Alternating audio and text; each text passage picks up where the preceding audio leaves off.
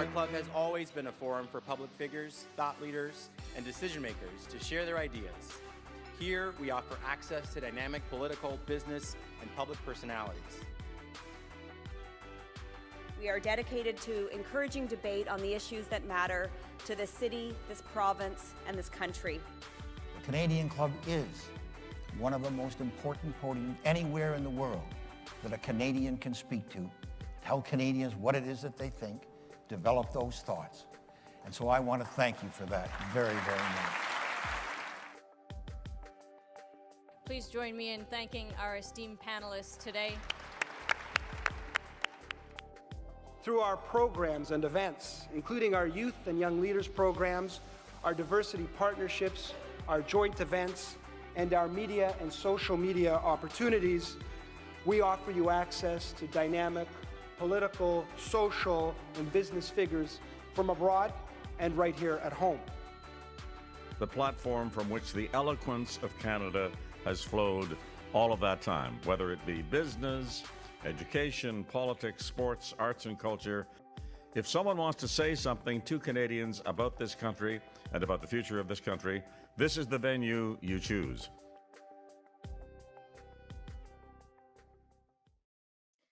Good afternoon, everyone. My name is Anita McCouet, and I'm the immediate past president of the Canadian Club Toronto and a partner at PwC Canada. I'd like to begin by acknowledging the Indigenous peoples of all the lands that we are on today. While we meet today on a virtual platform, I'd like to take a moment to acknowledge the importance of the land, which we each call home, and we do this to reaffirm our commitment and responsibility in improving relationships between nations and to improving our own understanding of local Indigenous peoples and their cultures. Today, in honor of Black History Month, we are here to celebrate. We're celebrating Black creativity, Black leadership, and Black agency with a panel of some of Canada's most accomplished leaders, Alica Hall, Charlene Theodore, Ray Williams, and David Simmonds.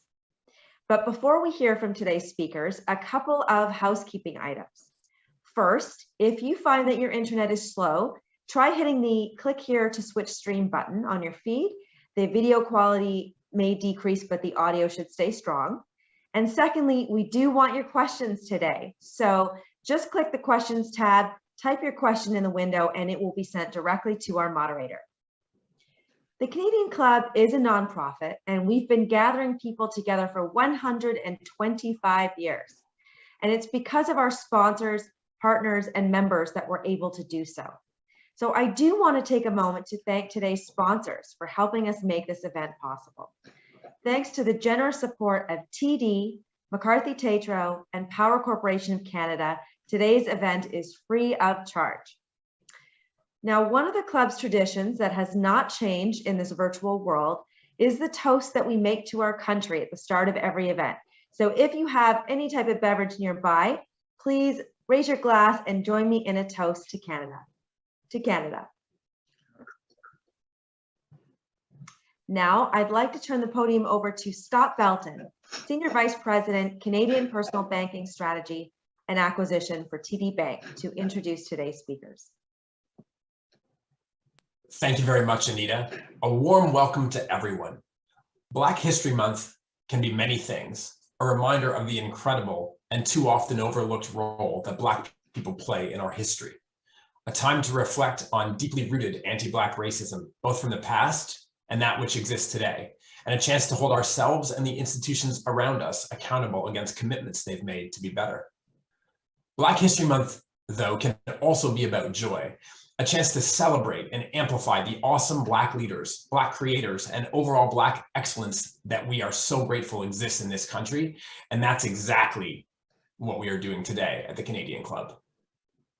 At TD, we will continue the very important work not only of addressing inequity internally, but also in supporting Black customers and communities externally. And we are delighted to sponsor today's event, a celebration of Black joy. It is my pleasure to introduce Alica Hall, the Executive Director of the Nia Centre for the Arts, Charlene Theodore, Chief Inclusion Officer, McCarthy Tétrault, Ray Williams, Managing Director and Vice Chairman, Financial Markets, National Bank Financial, and a co-founder and now chair of the Black Opportunity Fund. And now I'd like to turn the podium over to David Simmonds, Senior Vice President, Global Chief Communications and Sustainability Officer, Great West Lifeco and Canada Life, and the President of the Canadian Club of Toronto. David, over to you. Thanks, Scott. Thanks for hosting us today, for being our sponsor, and for being a member of the board of the Canadian Club. You do great work, and we really appreciate you being with us. And thank you to our panelists today, 3 incredible and inspiring Canadians who are doing fantastic work to celebrate my people, our people, Black people across the country. It's a great day. And if we were in person, I'd probably sing a little Sankey, as we called it in church growing up, to celebrate today being a great day. So what brings us together? You know, one of the things that we wanted to do as we kick off today's discussion is to just really have a common definition of what we mean by Black joy, what we feel when we hear and we say that. There's a lot of discussion around honoring the resilience, creativity, and vitality of Black people in Canada. So I'm going to ask each of the panelists, when you hear Black joy, what does that mean to you? What does that feel like? What does that look like? And Charlene, maybe I'll start with you. For me, the term Black joy means it's all about context, right? And so when you're either doing work in anti-Black racism specifically, or just kind of existing in the, in corporate Canada as a professional, I think you have to recognize that a lot of the work that needs to be done is long-term work. And if you don't kind of center yourself in joy and focus on some of the immediate and small things, the work isn't sustainable. And so I think it's kind of the counterpoint to the complexity and the gravity of the work that must be done, because it can't be done with just a sole focus on what they like to call Black pain or Black trauma. You have to have some counterbalance, or we'll all go crazy. Yes, we will. It's interesting. I often talk about being raised in an environment where I was raised by Black ministers. I talk about it a lot. My grandparents were Black ministers. And so there was a resilience and a joy in the struggle. And we would often talk about not being able to separate this promise, this idea of something better as you live through the reality of it. Exactly. And so there's some reflection there. Thank you for sharing that. Ray, you have done some incredible things. You work in a space that's pretty traditional, if I can say. I don't use that to be diminutive. I say it because it's often true. And you've started something that's quite tremendous in the Black Opportunities Fund with your colleagues there. Black joy for you in your space and what you're doing, what does that look like? I would say more so than anything else, it's about how I engage with community, what I can deliver to community to create change. Those are really fundamental aspects for me of what that might look like. Because in undertaking the work, you hope that there is an outcome along the way.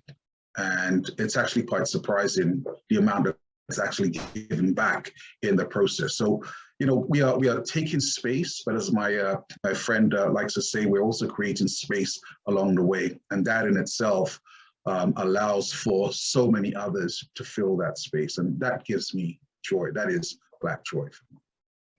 Alica, you, if I can just say, you're a presence, and I admire you so much and the work that you do. I've seen you move from deep activism in our country to make sure that we give voice and volume to people in our community who are often on the margins in our community and bring that out. And I'm watching you build this incredible movement through arts, culture, and creativity. So Black joy in your perspective and your experience, give us voice and give us words in that space. Thank you, David, for the kind words. I think for me, Black joy is really rooted in self-determination. When Black people are able to create work, to participate in activities, are able to shape their communities in ways that they see fit. And too often, our policies, our funding, things are done to Black people, right? Communities are created for them. There are restrictions, there are limitations on what they can do. And so joy for me is when I see artists in particular and creatives able to dream up and create work that is inspired and grounded in what they see as part of, Black futures. It's often imagined, right? It's often things that we're actively working on creating. And I think that self-determination is very connected to our liberation. And that's where Black joy is really coming from for me. Any activity that we're really directing for ourselves. I love that. I hear agency, such a powerful word, right? Opportunity, we've heard about legacy. So how do we promote agency then? How do we do that? Any thoughts or tips for us in exercising agency? Well, I'm happy to sort of step in, not unusually so. I think it's in the do it. I think you have to just step into the fray and do it. I mean, there's a lot of conversation that takes place, but as I've heard, talk does not cook rice. So you have to step in and do the work. But there's a certain amount of truth to that. Quite often, when you choose to just drive ahead, you're surprised at the number of people who are willing to walk with you on that journey. But if you don't take that first step, if you don't step into the fray, we can sit back and talk all we want. It makes very little difference ultimately. Talk doesn't cook rice. I tell you, our West Indian parents are celebrating right now because they raise good children, right? There's a thing that brings us together, as we all know. So let me do this. Let me quote Vice President Harris. When she was nominated to be Vice President of the United States, she said that she was the first, but that she would do the work and hopefully not be the last. And I look at your careers, respectively, you've been the first in many of your spaces in doing this work. And I've often said, given the directory I've had, is that there's great celebration and great satisfaction, and there's joy in that achievement, but there's also a lot of work in that space. Can we give voice to that experience that you've been through? What's working in the work that we're doing? What's not working? And what do we need to hear and sort of label today in our communities? Maybe Charlene, I'll start with you. Yeah, so I'm now immediate past president of the Ontario Bar Association, but in 2020, September of 2020, I began my term, excuse me, as the first Black president of the organization and only the 10th woman. And given that the organization, as I think at this point, 119 years old, and you look at the fact that each president has a one-year term, it is staggering, right? In terms of the amount of opportunities that the legal profession had to get it right, quite frankly, right?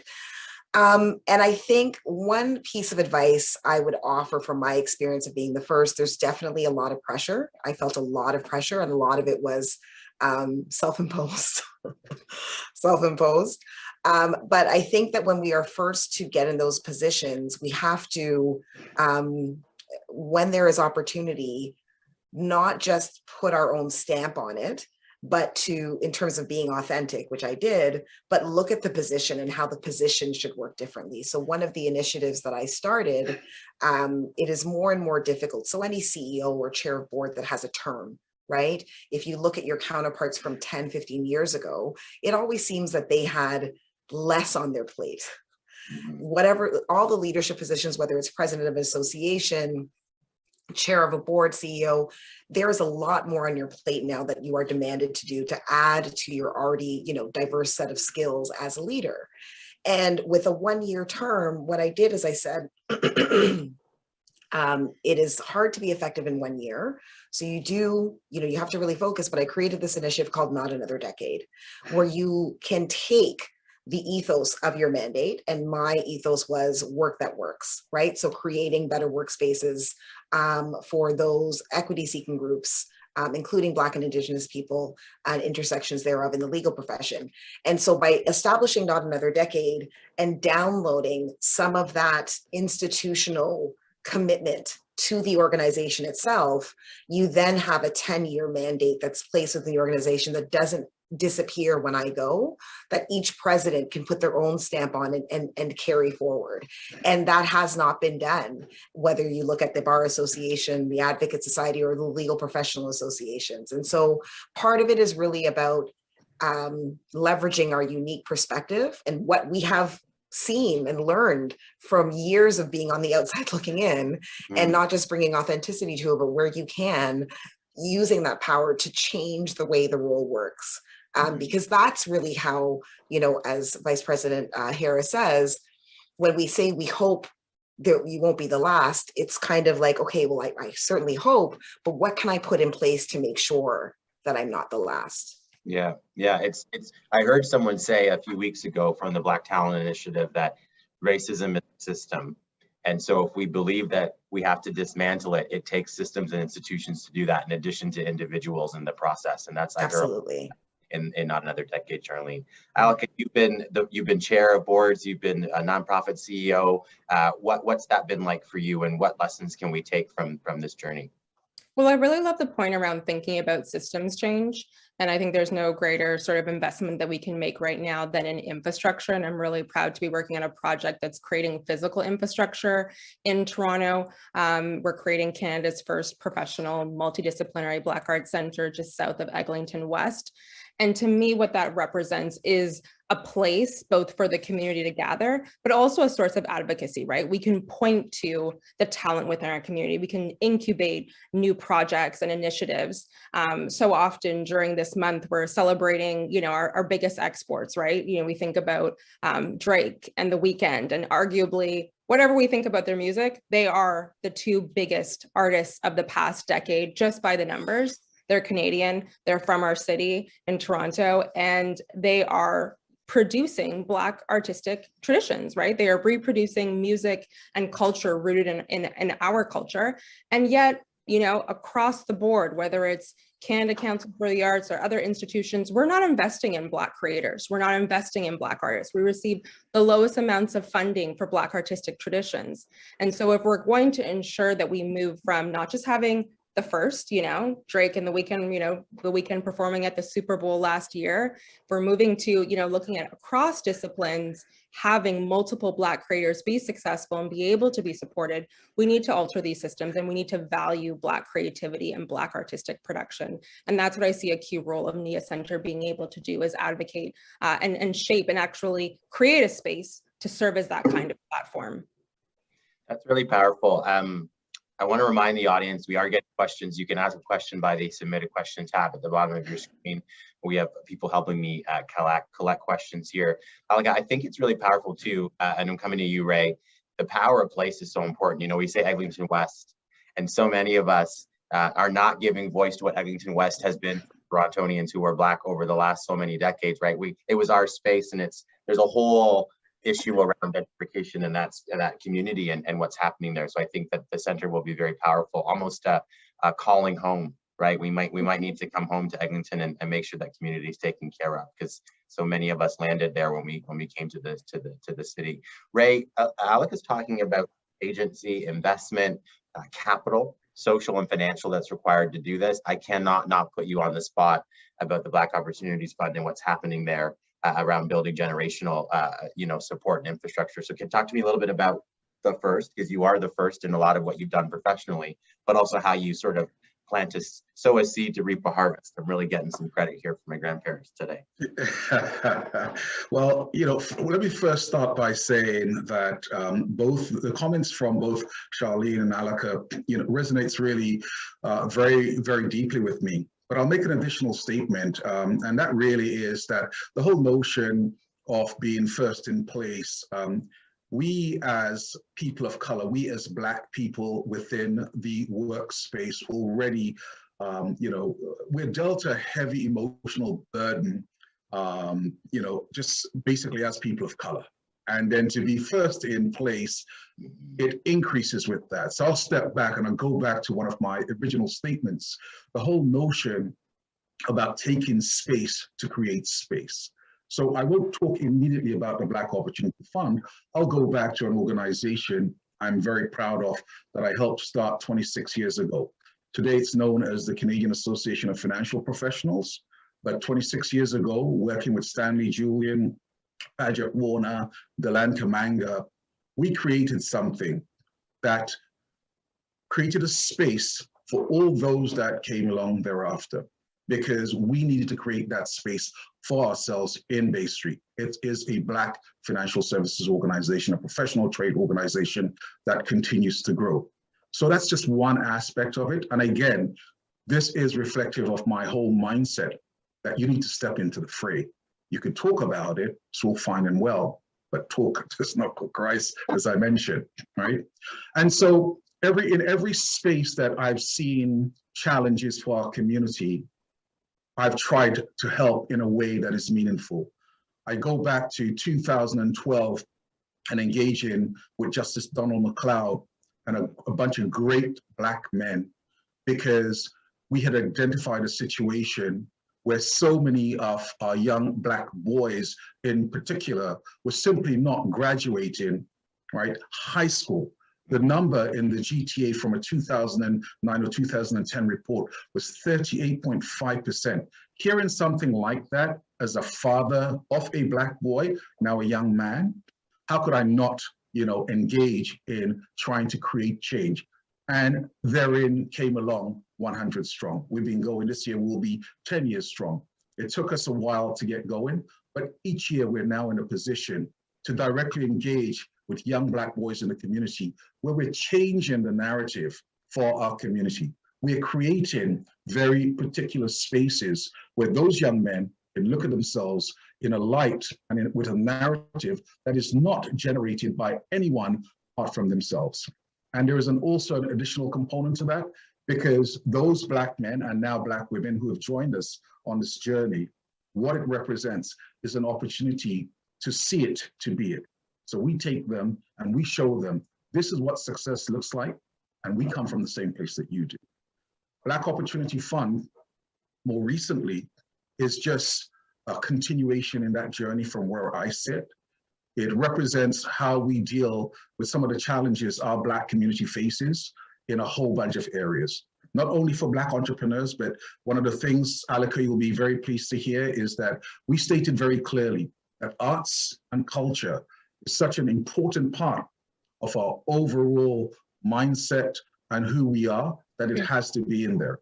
So while many people think, oh, this guy is from Bay Street, it's about business, the components and the pieces that represent who we are as a people speaks very, very clearly to me. So it's not just about business, it's about the not-for-profits and charitable organizations that have done the work at a grassroots level for many years, quite often toiling in a way that does not get them any kind of appreciation, but there is appreciation out there, and we have to support those organizations, and we have to create, again, we have to create our own spaces. We have to take the leadership role about what this thing should look like, what the outcome should look like, who is directing that narrative.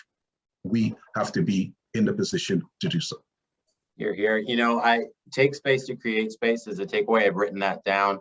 I just want to also use this opportunity to memorialize some of the things that we're hearing today, because sometimes I think we miss these movements, right? So 100 Strong, Not Another Decade, the Nia Centre for the Arts. You mentioned Dylan, who's at BMO now, as a group head at BMO, and he does tremendous work with you. He's doing work with a group of Black alumni from Western who have a storied history and experience there to make sure that we're being held accountable for the change journey that needs to happen across higher education. So lots of leaders in this country doing the important work to move the dial on this. Ray, you mentioned creativity, and I want to call out, Alec had mentioned the work that she's doing. How do we, so we affirm identity through culture, right? I think we know that to be true. Literature, art, creativity. There is a little bit of a bias around what Black culture looks like through all of these different expressions. How do we make sure that we don't lose the joy of Black creativity and culture, but also create this spaces where I think about, you mentioned Drake in The Weeknd, Alica, but I think about my brother is a musician. I think about Julie Black. I think about Cardinal Pichal. I think about that cohort of us, the creators, who were kind of, looked at like a kind of a, in a way, if I can use the expression at the time. So how do we do that? How do we build that pipeline of cultural expression in a way that we can celebrate it? Yeah, and it's an important one to note that, I think Drake and The Weeknd get a lot of, visibility because they've been successfully exported. But we've now, I think, over the past couple of years, done a lot more work to focus on local homegrown talent that still, made an important contribution to the landscape. So I thank you for bringing those folks up. But I think to your point around, Black stories matter, representation matters, being able to have work that reflects our stories that are written and produced by us is really quite important. And we know that the gap is quite significant, right? It's only in 2019 that Vanessa Antoine became the first Black woman to be the lead in a show in Canada, right? We know that only 9.5% of Black people have speaking roles in drama and comedies in Canada. So too often our stories are not represented and reflected in the Canadian media landscape, whether that is TV, film, literature, et cetera. And too often, as you mentioned, they rely on stereotypes and tropes that are centuries old, right? We have very limited options for how we're able to tell our story and how we show up on screen or in our museums and galleries. The AGO has never produced a solo exhibition of a Black Canadian artist, right? There are still many firsts that we're waiting for. And so I think to move from waiting to actually creating, we need to invest in our creators, right? That's one of the things that we're trying to do through Nia Centre, is to give them opportunities to create without the limitations of saying, well, that's not really a story that's Black enough, That's not really a piece of work that speaks to what I understand as a Black experience. One of the things that we have to remember in Canada is that we are part of a diaspora. And so we have a very diverse community, right? We are East African, we're West African, we're Caribbean, we're queer, we're trans, we're Afro-Indigenous, we're Francophone. So we really have to create narratives that exist at those intersecting points and show the beautiful makeup. It's very rare right now. There are not many places you can go in the world where, a Somali community and a Jamaican community are living, next door to each other. And we need to embrace that. And so for me, that's only going to be done if we're investing in Black creators across disciplines and not putting restrictions on what we think Black stories are, not qualifying that. Yeah, I think that's really powerful. One of the discussions I often have in the spaces and places that I'm in is, I get the question from white folks, what can I do and how can I help? And one of the reflections I'll have is, advocating and wanting Black people to win is an important piece of that narrative or a piece of that work or that systems change. Charlene, you have a very important role at a national law firm as a practicing lawyer who is president of the Bar Association. How do you help your colleagues understand the daily work that has to happen to be in the corner of change and also the long-term investments that need to be put in place to drive that change? Well, I'll preface my answer by saying I was very privileged to walk into a very good situation. Unlike many in the legal and professional spaces, the Inclusion Now framework at McCarthy's, which is essentially our the way that we've integrated all aspects of EDI into all aspects of running the business, right? It's not a standalone group or program. My mandate touches across the firm. It includes everything from hiring to salaries, promotions, equity, looking at benefits in terms of trans inclusion, EDI data. So I walked into a program that was launched in 2019, right? I walked into a space where they had made a decision. The owners of the business had made a decision before many people were forced to make a decision about how they wanted their workplace culture to be, what really was a sustainable business culture in terms of the way we treat people, looking at the increasingly and continuously diverse cohorts coming out of law school. Like we have one hiring pool, and making sure that their business was sustainable in the sense that, are we going to be relevant and impactful in the place to be 50 years from now, right? So looking beyond, any one CEO's mandate. And so I came into, I would say, a great situation. I'll give you an example in terms of how we frame it in terms of practicing. So for example, this Black History Month, we are talking in line with our firm's commitment to wellness, which we've really leaned into during the pandemic. We're talking about Black mental health and allyship as kind of two sides of the same coin. And the reason is this: we know right? So my white counterparts, my counterparts who are just not Black at the firm, we all know that we've gotten our education to the point that we all know that we live allyship, we practice allyship principles every day because each one of us has a role to play in the lived experience of our Black colleagues. The other side of that coin is, we all know, and the most recent federal health data says that a lifetime of microaggressions, trauma, overt racism, subtle racism leads to poor mental health outcomes in Black communities specifically.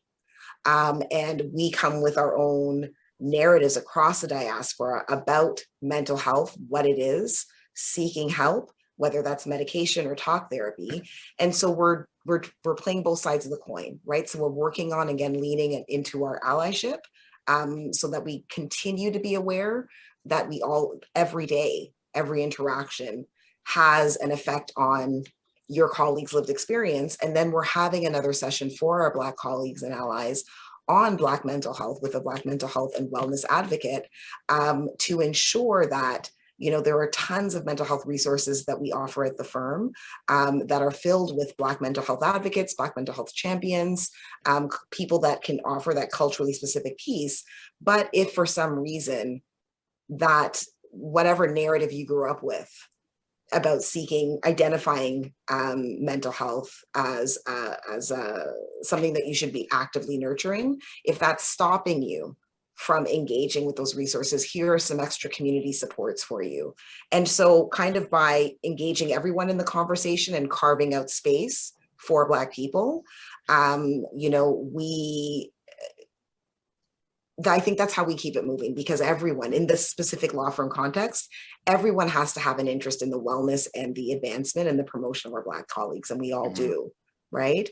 And, we also don't just talk about mental health during February. We had a firm-wide meditation workshop last month. And, because myself and the powers that be are convinced that especially during this time, taking care of your mental health and wellness make you a better leader. And so we take the existing firm principles, but we make sure that where there are specific tools that our folks need, that they get that support and they get those resources. I think that's really powerful, really, really powerful. One of the questions I got at work was, should we create Black spaces at work? Like, is work the place to have Black spaces? And my reflection on it was yes, because in order to truly celebrate, you need to be comfortable in the celebration and the expression. And there are some Black exercises that unite us that are our expression. Do you agree with that? Do you think that we ought to be creating Black spaces, not necessarily exclusionarily Black, but Black spaces to have that celebration and to have that sort of camaraderie? Is that part of our health journey? Should we be thinking that way? Absolutely. And it's more than part of the health journey. It's part of the culture. It's what defines you, the way people interact together, right? And the platforms that you provide for the platforms and spaces that you provide for your employees to do your best work. So whether it's a parents of trans children group, right? Whether it's for our Jewish book club, right?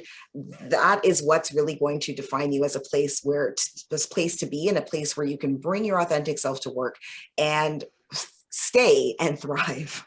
So of course there should be Black spaces at work, but those spaces should be driven by the needs of the Black community and in your workplace. And then there's a way to do that in terms of taking account their needs and not making them do the labor. Yeah, that's the trick that most people don't get. I wrote an article for the Law Times last year about the origin of ERGs and what they were intended for and what they're being used for now. They originated in the 70s. Xerox was the first one to have one for their Black employees, and Blacks entering kind of corporate America at that time. It was seen as a place of support, a place, again, we know that you guys need this space, we're going to put you together so they could thrive. But the one thing that Xerox did right, which has fallen off as a bit of a practice, is by using that space as a place to pour into, not just to take from. Right? Wow. So what do you need as professionals? Do you need a speaker? Do you need help in terms of networking? Right? And that's the model that we use at McCarthy's, right? Of course, you want people to be heard. Our action groups, we have a race action group, an abilities action group, a gender action group, and a pride action group. And that framework, right, allows for people to be heard, to generate good ideas, to make sure people like me that are at the C level know what the changing needs of all of our people are, but we also pour into them. They're well-resourced. Each group is headed by an equity partner because the people, those are the owners of the firm, right? They decided to pull up their sleeves and do the work. And so I think that model is really what was envisioned with the action group. It's just coincidence that I wrote a news article on ERGs, what their purpose is, what their purpose should be, and the fact that this system had already been established at McCarthy's, which is again, one of the many reasons I decided to make it my home, because they were doing things in terms of EDI at the level of sophistication and with the resourcing that I know is required in this time. So well, yes, you should have Black spaces, but what are they used for? Right. So Charlene, I got to say that, you know, I have to applaud McCarthy's based on how far ahead of the curve they are, based on what you just shared with us. I think it's amazing. And, you know, as an adjunct to some of your initial statements about where ERG started, you know, it's just really quite interesting that along the way, generally speaking, Black people end up, Black employees end up being sort of de facto unpaid labor and diversity consultants internally. So the whole concept of not just extracting, but providing goes an awfully long way to creating the type of environment you want for all your employees, not just Black employees, but all your employees. I mean, when people feel connected, engaged, and included, guess what?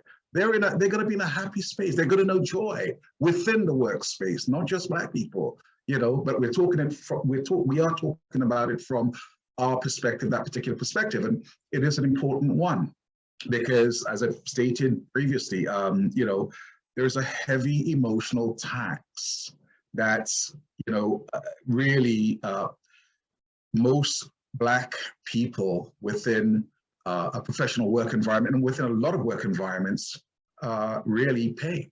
You know, I basically say you should have at least 3 extra days of holidays just for that. That's just me.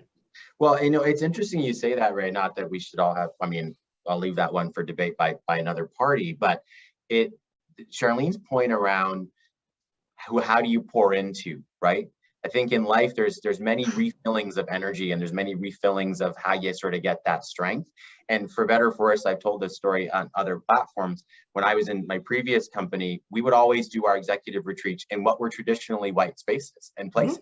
And they were exhausting for me. And then I thought about, what about the women executives who are coming here and have to get into, you know, these spaces that are, and I made the joke once to my old CEO, we were in New Hampshire, and I was like, this is the worst possible place for a Black man to be. I have to go into the water on this boat with you, and you don't understand the activeness of my skin. Like and I say this with like, sincerely, you're taking away my strength and my power. So I couldn't imagine what it's like for other people. And I think about the progress. I worked at a firm that is owned by an openly gay man who's been, you know, a leader in queer and LGBT activism. And part of seeing the positive space, the daily ability to just let go and be refilled in that space is almost an inspiration for what we may need to do in other equity-seeking communities and populations. So I really applaud and appreciate that. I'm getting so many questions from online here. You are just being an inspiration. There's a trend here, and I want to acknowledge that we are in a refilling environment, but there is a trend around the work that we need to do. And there is some, I'm seeing 3 or 4 questions here around, you know, are we moving fast enough?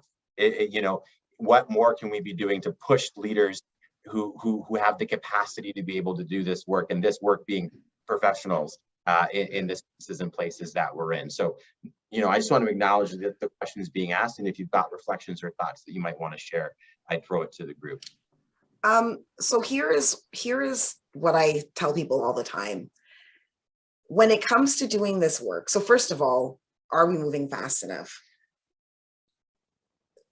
I am happy that there has been a shift, a tremendous shift to what EDI is kind of known for, right? That came out of tragic events, right? So the murder of George Floyd, Regis Pekinchikwarkat, I'm sorry I butchered her name, a new reckoning our relationship with Indigenous peoples.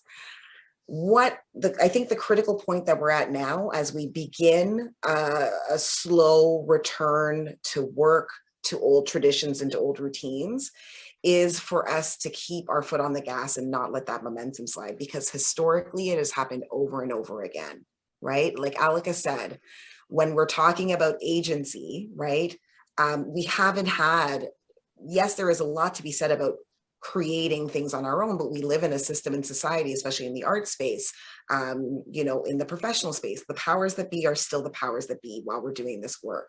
So now is the moment to kind of grab, you know, whatever time we're in and keep building out and keep amplifying, right? And I would worry about structural systems and making sure those are in place as opposed to speed.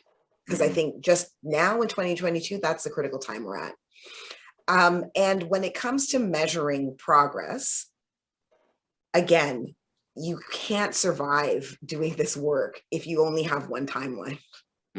Right? You have to be able to say, to attach reasonable timelines to the task that is given, right? So everything from like diversifying a particular legal department, right? Vendor diversity, you know, being more responsive to intersectionality and queer spaces within the Black community, within the South Asian community, within the Indigenous community.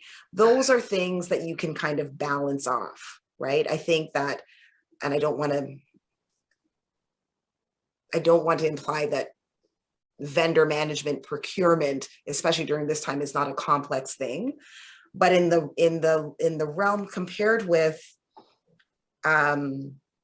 ultimately transforming the faces of people that work in a company of over 4,000, right? That is more of a longer term project. Whereas I think vendor diversity in many ways is something that you can integrate into your systems as kind of a quick win.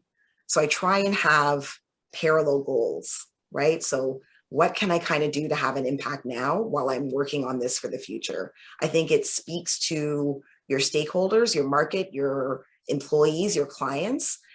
When you look at it from the outside looking in, it will look like constant movement, but to yourself, you have to have short, medium, and long-term goals that you're working on simultaneously, as opposed to, which is why I never think of anything in terms of, is this happening fast enough, right? It's about momentum, and it's about transparency where you are in your journey, and it's about accountability. I agree with all of those points, Charlene. I also feel like the answer is still a resounding no for two reasons.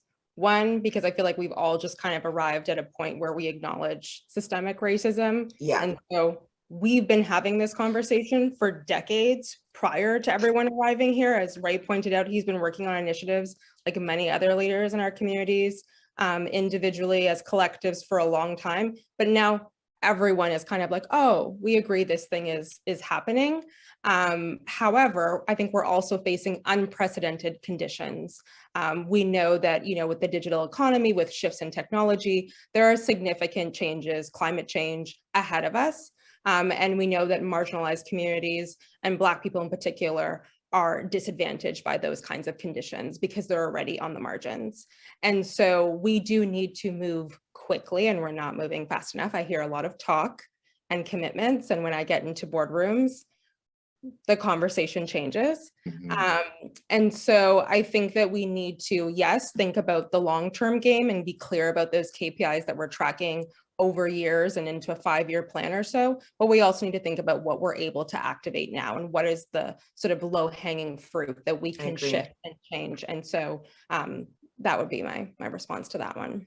I agree. I think there's two key takeaways there. There's fairness as a principle, and there's justice as a principle, right? And then there's the acceleration of achievement and the acknowledgement of achievement, right? The Black defined achievement should be celebrated in the way that it is, but that should not displace some of the fundamental work that we need to do around fairness and justice. And I think that's a powerful takeaway. Ray, were you trying to get in there? Yeah, I was just going to quickly say, look, I mean, just heard some fabulous comments from both Alica and Charlene as it speaks to the topic. I'm about to celebrate probably 4 decades in the financial services industry. So I've had the opportunity of quite a bit of a timeline, both in the UK and here. And so the reality is that the needle has moved, but it's really moved very, very slightly. Now, I'm encouraged, however, by the fact that based on where we are today and who's involved, which is to Alica's point, before this, there was lots of conversations within the Black community. But the differential this time is that the people who were out there 2 years ago in 2020 protesting weren't exclusively from the Black community. So there's been a bit of a shift in my mentality, certainly around what I've observed, which is that there is a wider component of society that have acknowledged what we've known for an awfully long while, that have now embraced and is starting to understand some of the struggles we as Black people, continually on a daily basis engage. So I think that has the potential and the opportunity to create a substantial shift going forward. I absolutely wholeheartedly agree. One thing I will share as a little bit of personal disclosure, just to kind of frame the understanding of what it means like to be a Black Canadian in this time, or Black across the diaspora in this space. Ray is absolutely right. There's been a shift. I keep saying there's been a shift. For me personally, that shift was really, really painful. Aside from George Floyd just being absolutely painful, seeing the worldwide condemnation, seeing structural funding, what do you need, flow from that, was for me something that was one of the things that made the pandemic so very hard for me. And the reason why is I was like, why not when Trayvon Martin happened? Yes. Why not when Sandra Bland? What was it about? This has been happening for so long. This has been happening. I remember hearing about this first when I was in, the first time I saw someone get really, really beaten up by the police with bystanders not doing anything. I think I may have been 10. When I was in high school, my boyfriend at the time who lived in a different neighborhood than me, one of the things that we call like the target communities now, would tell me about his monumental journey, going to basketball practice, going to school, and his interactions with police, right? And so when it came, it was a welcome relief to finally see people start to get on board, but be sure that this is something that should have happened so very long ago. For every George Floyd, there are identical violent, murderous interactions with policing, violent, racist interactions with institutions that are just as devastating. And so I think it's important for allies to know the context we're sitting in when they start to engage in this work. Charlene, you bring up, and I agree with you, and I was moved by the comments, because I think the stillness of the pandemic amplified the pain. And I think that it may have the stillness may then have created an opportunity to Alica's point, to sort of drive acceleration unapologetically around that.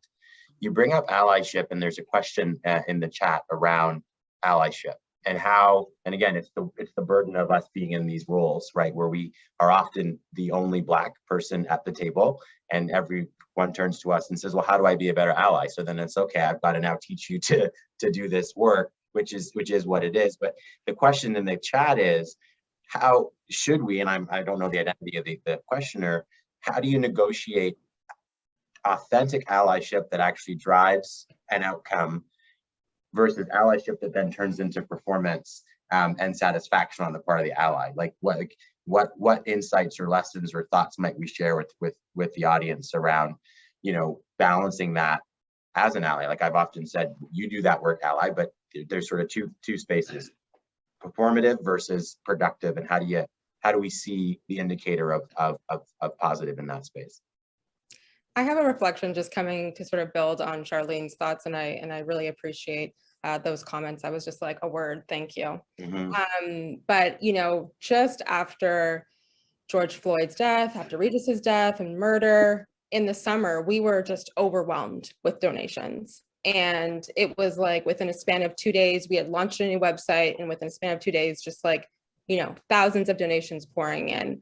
And on the one hand, really grateful for the support. We're, you know, undertaking a $10 million capital project, trying to raise the last $1.1 million, you know, need the support.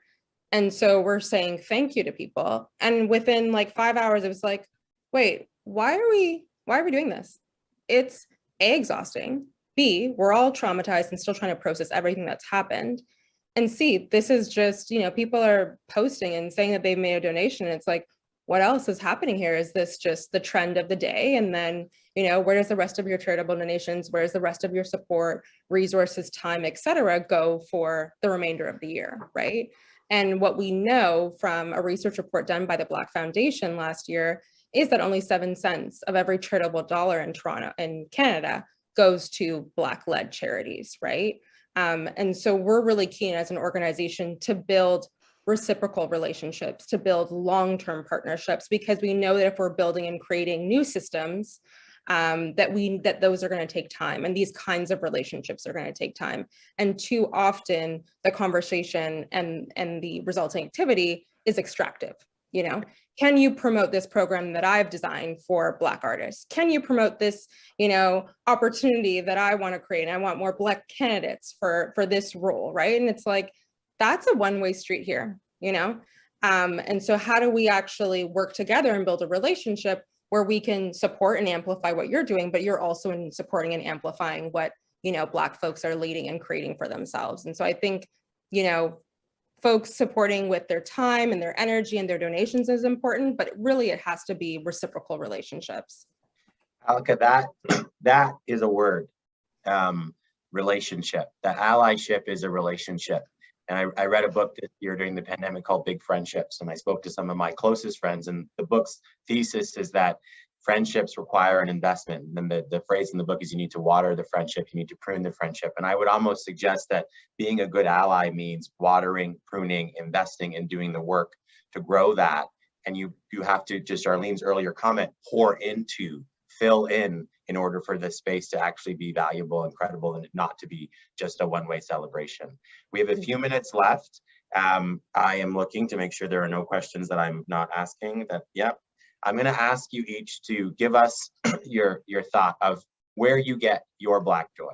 So if there's a space or a place that we want to celebrate or call out, where do you get your Black joy, and how can more Canadians experience that Black joy?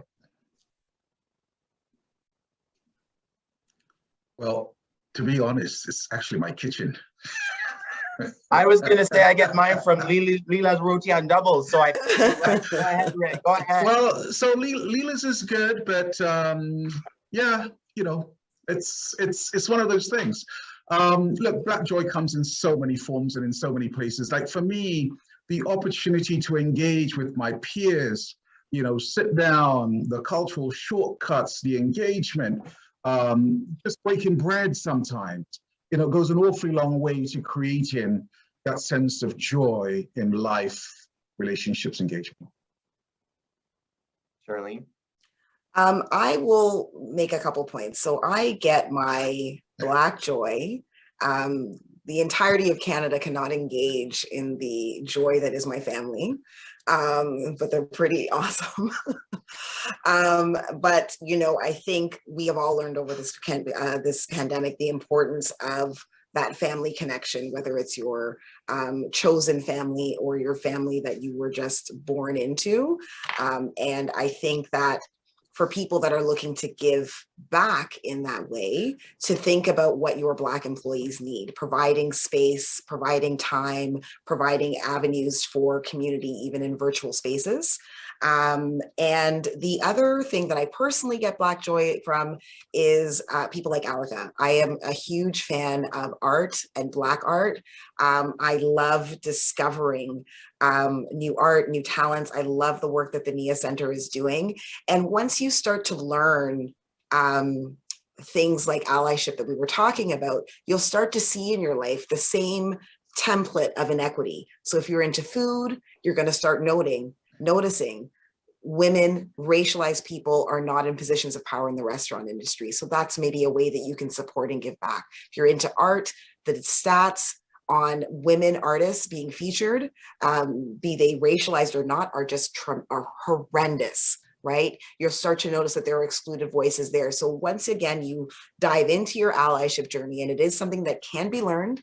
We're all very smart people. We've all had to learn skills with regards to whether it's dealing with people, marketing, cross-examination for some of us, right? It is a skill that can be learned and should be, that needs to be in your toolkit as a leader and a professional. You'll start to see those same patterns of inequities elsewhere, and whatever is good for you. If you're passionate about gardening, there's a whole community of Black growers, Black herbivores, I don't know what they call themselves, right? And so pour into what's passionate about you and look for the inequities in spaces that you're in and help elevate people who don't look like you in those spaces.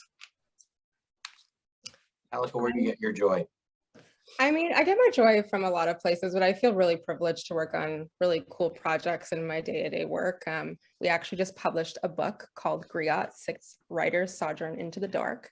And it's by 6 emerging Black writers who were mentored and supported by Whitney French over the course of the summer last year. And we partnered with Penguin Random House to publish this chapbook of their writings, which is available today on Apple, Google, anywhere that you get books. And being able to create those kinds of tangible examples of Black stories and supporting artists without limitations and paying them for their work brings me immense joy, because I think one of the things we have to remember is we're all creating history in our lives. Too often we celebrate those who make it to the highest echelons of our society, which is important, but because of the widespread nature and barriers that people face, we're all creating history each and every day. And I just want to celebrate all of us who are doing that in our lives. And I get joy just from seeing people winning. It's just great. Here, here. Well, thank you all for joining us today.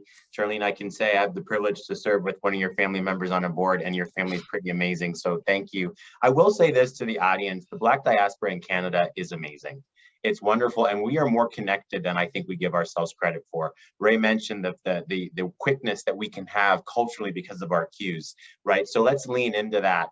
I couldn't have imagined that I have to Charlene through a family member, and Alica, as I said, has been an inspiration to me since we were literally in the streets, calling attention to injustice in our community. So I really appreciate you. My joy comes from knowing that it's possible to bring our community closer together. And I would just ask to keep doing that work. Over the last 2 years, I've seen an acknowledgement of the need for us to close the gap between queer culture and the Black community. And I'm so grateful for the reconciliation that's happening within our diaspora. And I would encourage us to keep doing that, because as Mother Ruth says, if we can't love ourselves, how in the hell are we gonna love anybody else? So let's end on that. Can I get an amen? And hand it back to Anita with some Black joy today. Thank you everyone for joining us. Alica, Charlene, and Ray, thank you so much for taking the time to join us today, for sharing your stories. You shared a lot of ideas for employers who might be listening today, and for each of us as citizens about how we can do our part to recognize, celebrate, and support our Black employees, our Black artists, and our fellow community members. I also heard a sense of urgency to address the challenges that we've been discussing for decades. David, thank you for guiding today's important conversation. Thank you again to our sponsors, TD, McCarthy Tétrault, and Power Corporation of Canada. We do appreciate your generous support of today's discussion. And thank you also to our AV supplier, Van Valkenburg Communications and livemeeting.ca for making it possible for us to gather virtually today. And listeners, we hope that you'll join us for some of our upcoming events. In fact, tomorrow, February 16th, we host a discussion on Canada's post-pandemic immigration strategy, featuring the Honourable Sean Fraser, Canada's Minister of Immigration, Refugees and Citizenship, and Goldie Hyder, President and CEO of the Business Council of Canada. And on February 23rd, our expert panel focuses on the increased expectations of the S in ESG, social responsibility. They'll discuss increased investor attention to the social factors that help to create returns and how it is increasingly material to the bottom line and not unrelated to today's discussion as well. To learn more about our upcoming events, please explore our website at canadianclub.org and browse our rich archive of past events and check out our new membership categories with enhanced benefits at every level. Please consider becoming a member. Guests, thank you for joining us. Please stay healthy and stay safe.